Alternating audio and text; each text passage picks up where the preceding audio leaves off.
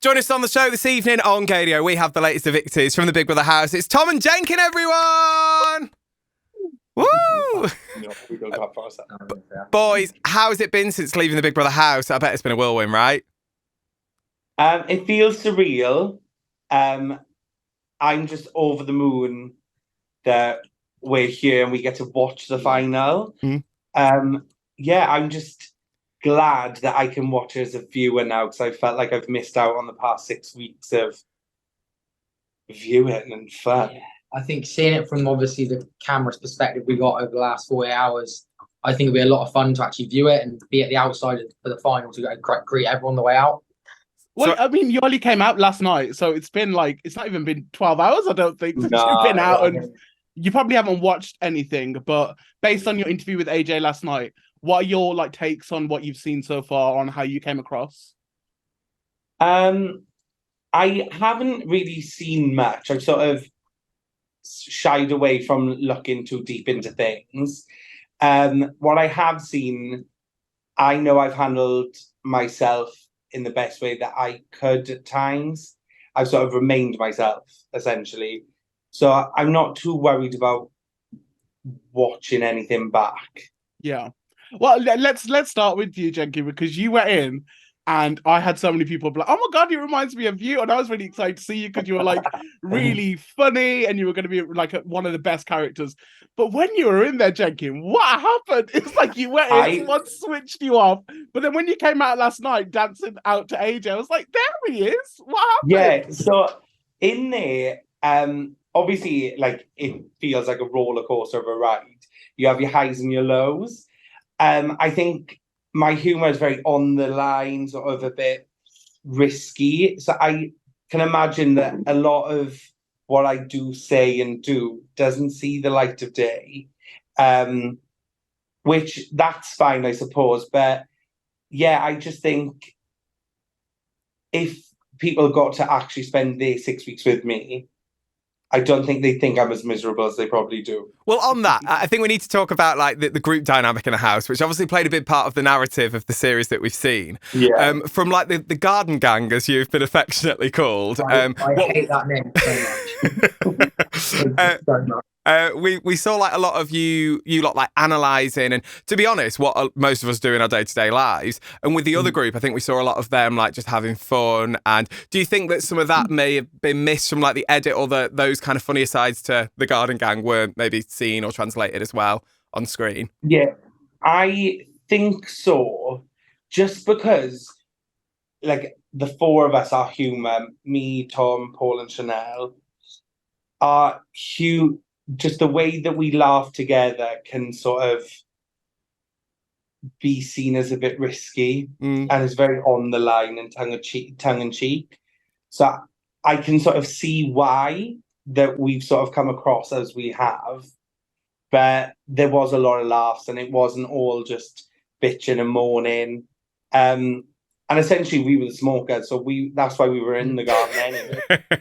That's where the most iconic things happen in Big Brother, the smoking area. So I know. But now, Tom, you were probably one of the housemates who probably had a lot to say. You're probably one of the most opinionated housemates in there. Just not to anyone's face. Is confrontation something that you wanted to stay clear of?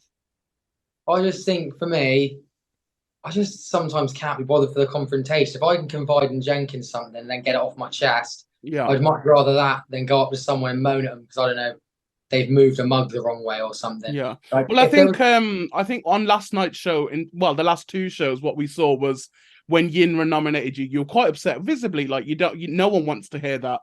But then you were kind of giving it 10 behind, in the spare room. But then last night when you left, you're like, oh, don't cry.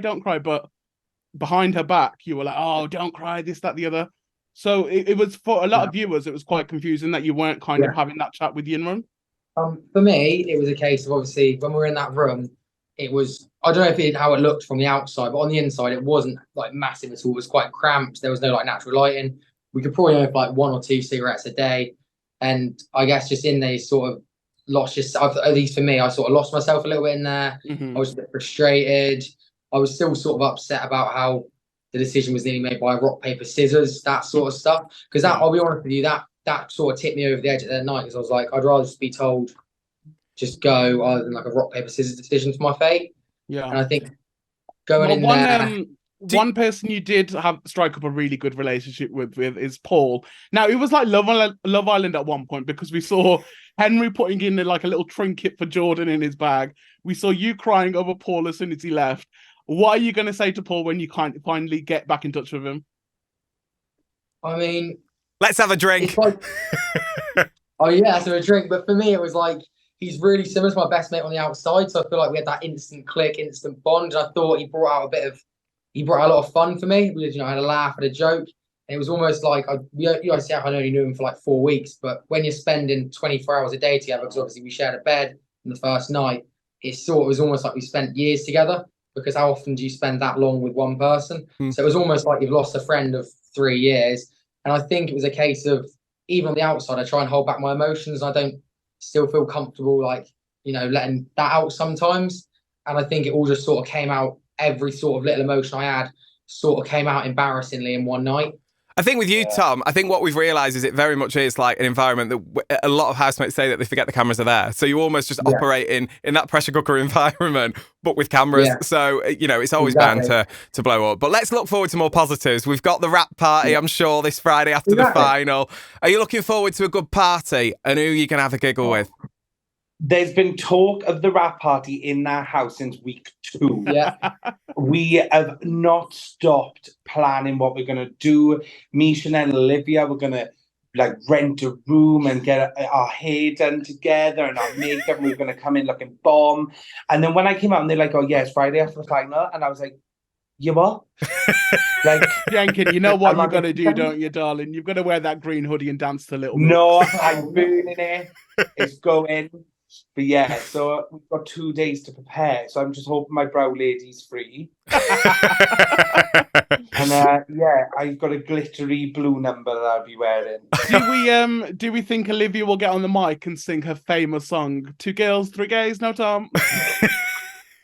I hope so. I do hope she does. Listen, let's chat about winners. Who do you want to win, and who do you think is going to win?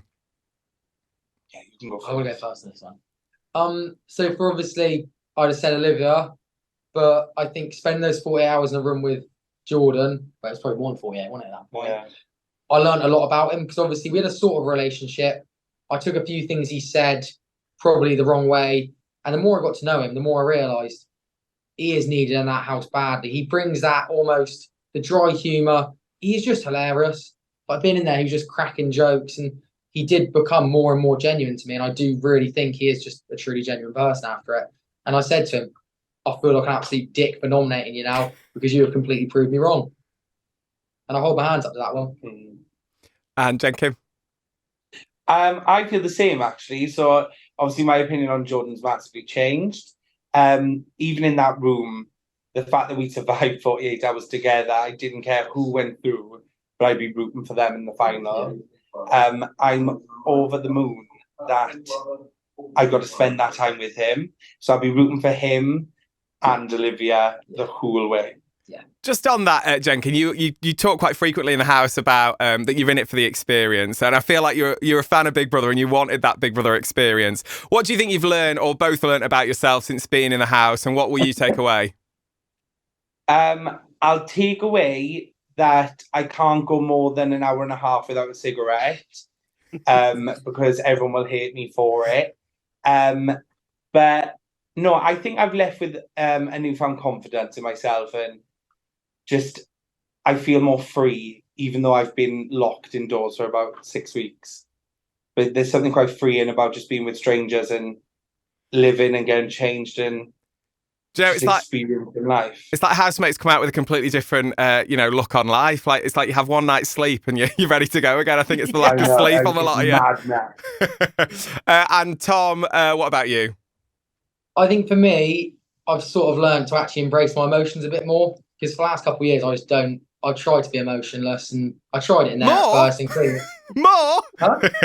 Yeah, there you go. You know what I mean? I tried to, remain calm in that sense. But I think I've learned that bottling myself up and bottling my emotions up really isn't a good thing. It's all just going to come out at one point anyway. So I might as well just try and be a bit more comfortable in the fact that it is okay.